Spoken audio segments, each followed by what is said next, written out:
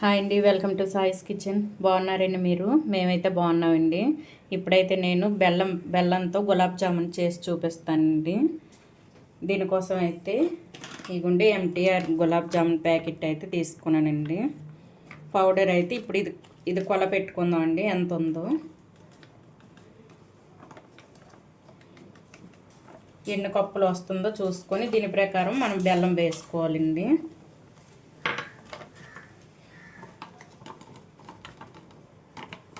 ఇదిగోండి, ఇదైతే ఇంచుమించు 2 కప్పులు ఉందండి. 2 కప్పులు పౌడర్ ఉందండి మనకి. ఇప్పుడైతే 2 కప్పులకి 1 కప్పు బెల్లం వేసుకుంటే సరిపోతుందండి. ఇప్పుడు ఇదైతే కలిపేసుకుందాం. ఇప్పుడైతే కాచి చల్లార్చిన పాలను తీసుకొని ఇదైతే కలిపేసుకోవాలండి చపాతీ పిండిలా.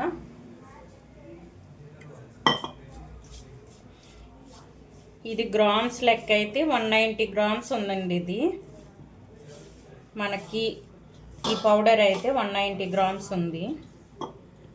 ఇదైతే ఇదే విధంగా పాలను వేసుకుంటూ చపాతీ పిండిలా కలిపేసుకోవాలి. మనమైతే పిండి ఈ విధంగా అనుకోవాలండి. చూడండి, ఈ విధంగా అనుకుంటూ చేయడం వల్ల మనకైతే గులాబ్ జామున్ స్మూత్గా వస్తాయండి, గట్టిగా రాకుండా. మనం ఈ విధంగా అనుకోవాలి. అనుకుంటూ మెత్తగా ఉండేటట్టు కలిపేసుకోండి.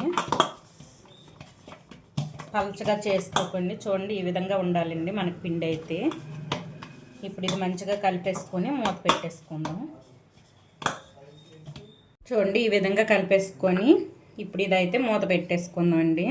ఇది నానేలోపు అయితే మన షుగర్ సిరప్, ఈ బెల్లం సిరప్ అనేది చేసుకుందాం అండి. నేనైతే ముందు షుగర్ సిరప్తో చేసి చూపించానండి గులాబ్ జామును. ఇప్పుడైతే బెల్లంతో చేసి చూపిస్తాను. ఇప్పుడైతే ఇగుండి బెల్లంతో సిరప్ చేసి చూపిస్తానండి.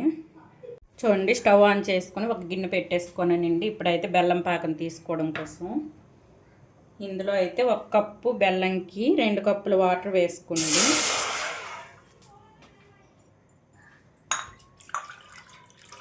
రెండు కప్పులు వాటర్ వేసుకున్నానండి. ఇందులో 1 కప్పు బెల్లం వేసుకుందాం.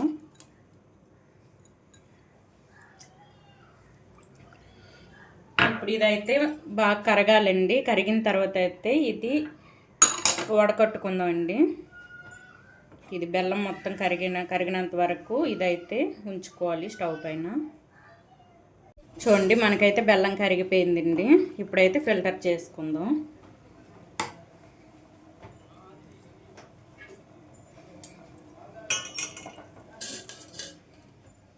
ఇప్పుడు ఇదైతే వడకట్టుకోవాలండి. ఎందుకంటే ఇందులో ఇసుక అది ఉంటుందండి, చెత్త. చూసారా, ఇది ఉంటుంది, వడకట్టుకోవాలి. గిన్నె ఇది కడిగేసుకొని చూడండి, గిన్నె కడిగేసుకొని ఇది మళ్ళీ పెట్టేసుకుందాం అండి. పెట్టేసుకొని ఈ ఫిల్టర్ చేసిందండి బెల్లం వాటర్ని ఇందులో వేసుకొని కొద్దిగా జిగురు పాకం వచ్చేంత వరకు మరిగించుకోవాలండి. ఎక్కువ పాకం అవసరం లేదు, కొద్దిగా జిగురుగా ఉంటే సరిపోద్ది. చూడండి, పాకం అయితే ఈ విధంగా ఉండాలండి మనకి. మరి ఎక్కువ పాకం లేకుండా కొద్దిగా జిగురుగా ఉంటే సరిపోద్దండి. చూసారా, ఈ విధంగా ఉండాలి మనకి. జిగురుగా ఉంటే సరిపోద్ది. చూడండి, ఈ విధంగా అయితే పాకాన్ని తీసుకోవాలి బెల్లంతో. ఇప్పుడైతే ఇందులో కొద్దిగా యాలక పొడి వేసుకుందామండి. కొద్దిగా యాలక పొడి వేసుకొని చిన్న నిమ్మ ముక్క అయితే పిండేసుకుందాం. మనం పిండేసుకోవడం వల్ల మనం ఎలా పాకం తీసుకున్నామో అదే విధంగా ఉంటుందండి. చూడండి, కొద్దిగా లెమన్ జ్యూస్ అండి, ఇదైతే వేసుకుందాం. వేసేసుకొని ఇది పక్కన పెట్టేసుకుందాం అండి. ఈలోగా అయితే ఆయిల్ మనం వేడి చేసుకుందామండి. అవి రౌండ్ చుట్టేలోపు గులాబ్ జామును ఆయిల్ అయితే మనం వేడి చేసుకుందాం. ఇప్పుడైతే పిండిని చూద్దామండి. ముందు మనం కలిపి పెట్టేసుకున్నాం కదా, ఈ పిండిని అయితే ఇంకొకసారి కలిపేసుకోవాలి. ఈ విధంగా కలిపేసుకొని చిన్న చిన్న బాల్ లాగా చేసుకోవాలండి. చిన్న చిన్నగా తీసేసుకొని ఈ విధంగా అడుసుకొని చేసుకుంటే మనకి ఎక్కువ క్రాక్ రాదండి గులాబ్ జామును. చూడండి, ఈ విధంగా అడిసి చేసుకోండి ఈ సైజులో. ఇదే విధంగా అన్నీ కూడా చేసేసుకుందాం. ఎప్పుడైనా సరే గులాబ్ జామున్ చేసేటప్పుడు పిండి ఈ విధంగా నలుపుకుంటూ చేస్తే మనకి క్రాక్ ఎక్కువ రాదండి. చూడండి, ఈ సైజులో అన్నీ కూడా చేసేసుకోండి. అన్నీ కూడా చేసి చూపిస్తానండి. చూడండి, ఈ విధంగా అయితే చుట్టేసుకోవాలండి. మీకు ఏ సైజు నచ్చితే ఆ సైజులో చుట్టేసుకోవాలి. ఇవన్నీ నేను చుట్టేసుకున్నాను. ఇప్పుడు ఆయిల్ కూడా వేడి చేసేసుకోనండి. ఆయిల్ అయితే మనకి మీడియంగా ఉండాలండి, వేడి మీడియంగా ఉంటే సరిపోద్ది. ఇప్పుడు మీడియంగా అయితే ఆయిల్ ఉందండి వేడిలో. ఇప్పుడైతే ఒక్కొక్కటిగా వేసుకుందాం. ఇవన్నీ కూడా ఒక్కొక్కటిగా వేసుకుందాం అండి.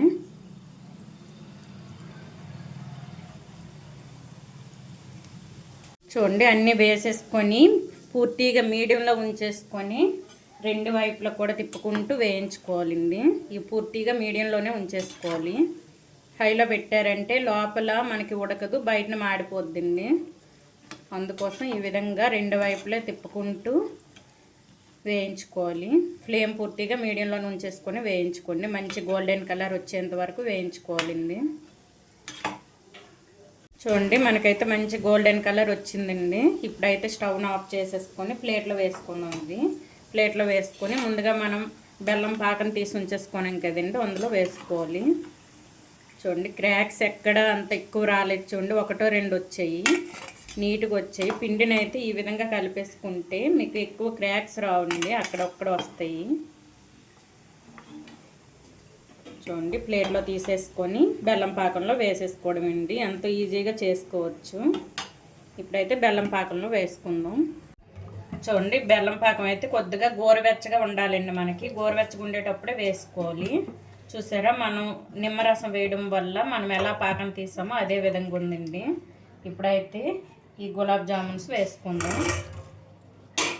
వేసేసుకొని ఇవన్నీ కూడా ఒకసారి మొత్తం కలిసేటట్టు కలిపేసుకొని మొత్తం దీంట్లో అయితే ఈ పాకం పీల్చుకోవాలండి గులాబ్ జామును. ఇవైతే కలిపేసుకొని ఒక 15-20 మినిట్స్ అయితే ఈ పాకంలో ఉంచేద్దామండి. ఇది ఈ విధంగా ఉంచేసుకొని మూత పెట్టుకుందాం.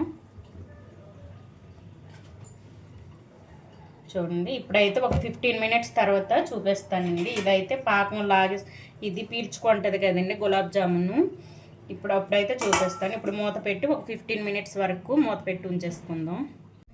చూడండి, మనకైతే 20-25 మినిట్స్ అయిందండి. ఇది మనం ఈ పాకంలో ఉంచి చూసారా, బెల్లం పాకంలో ఈ గులాబ్ జామున్ అయితే మనకి రెడీ అయిపోయిందండి. బెల్లంతో చేసిన గులాబ్ జామున్ అయితే మనకి రెడీ.